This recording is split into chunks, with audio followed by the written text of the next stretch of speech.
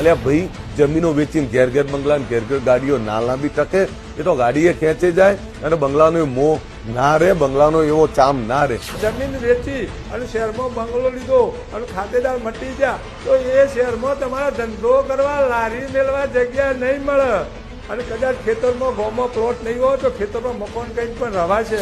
જમીન તો એક એવી તાકાત છે જે કુદરતની બક્ષિસ કહેવાય. આ ઘરમાં આપણને જન્મ મળ્યો કે જે ઘરમાં આપણને જમીન છે એ ઘરમાં આપણને જન્મ મળ્યો. જમીન તો બા છે ને, બા છે. અને માને કોઈ દિવસ આપણે આગી ન કરાય. ધીરે ધીરે આગી કરી છે ને પછી બહુ આગી થઈ જાય. અને એટલે જ કહું છું બધું વેચજો, પણ જમીન રૂપી જમીન ન વેચતા. કારણ કે જો જમીન ગઈ ને તો તમારો સંસ્કારિતાનો વારસો જશે.